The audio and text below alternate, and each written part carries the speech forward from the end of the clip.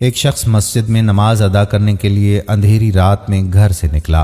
اندھیرے کی وجہ سے اسے ٹھوکر لگی اور وہ منہ کے بل کیچڑ میں گر گیا۔ کیچڑ سے اٹھ کر وہ گھر واپس آ گیا اور اپنا لباس فوراً تبدیل کر کے دوبارہ مسجد کی طرف چل پڑا۔ ابھی چند قدم ہی آگے بڑھا تھا کہ دوبارہ اسے ایک اور ٹھوکر لگی اور وہ دوبارہ کیچڑ میں گر گیا۔ کیچڑ سے اٹھ کر وہ ایک بار پھر اپنے گھر واپس آ گیا اور دوسری مرتبہ لباس تبدیل کر کے مسجد جانے کے لیے گھر سے نکل پڑا۔ اپنے گھر کے دروازے پر اسے ایک شخص ملا جو اپنے ہاتھ میں ایک روشن ٹارچ تھامے ہوئے تھا۔ ٹارچ والا شخص چپ چاپ نمازی کے آگے آگے مسجد کی طرف چل پڑا۔ اس بار روشنی میں نمازی کو مسجد تک پہنچنے میں کسی بھی دشواری کا سامنا نہیں کرنا پڑا اور وہ خیریت سے مسجد تک پہنچ چکا تھا۔ مسجد کے دروازے پر پہنچ کر اس لائٹ والا شخص وہاں پر رک گیا اور نمازی اسے وہیں چھوڑ کر مسجد میں داخل ہو گیا۔ نماز ادا کرنے لگا۔ نماز سے فارغ ہوا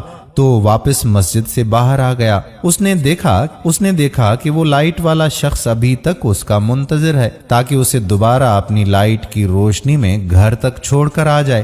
جب نمازی اس شخص کے ساتھ چلتے چلتے گھر کے دروازے تک پہنچ گیا تو اس نے اس اجنبی سے پوچھا کہ جناب آپ کون ہیں؟ اجنبی کہنے لگا کہ سچ بتاؤں تو میں ابلیس ہوں۔ نمازی کی حیرت کی انتہا نہ رہی۔ اس نے پوچھا کہ تجھے تو میری نماز رہ جانے پر خوش ہونا چاہیے تھا، پھر تو یہ روشنی کا بندوبست کر کے مجھے مسجد تک کیوں لایا؟ ابلیس نے جواب دیا کہ جب تجھے پہلی ٹھوکر لگی تو اللہ تعالیٰ نے تیرے عمر بھر کے گناہ معاف فرما دیے، جب دوسری ٹھوکر لگی تو تیرے سارے خاندان کو بخش دیا گیا۔ مجھے فکر لاحق ہوئی کہ اگر تو اب ٹھوکر کھا کر گر گیا تو کہیں اللہ تعالیٰ تیرے تمام گاؤں والوں کی مغفرت نہ فرما دے، اس لیے میں روشنی لے کر آیا ہوں کہ تو بغیر گرے مسجد تک پہنچ جائے۔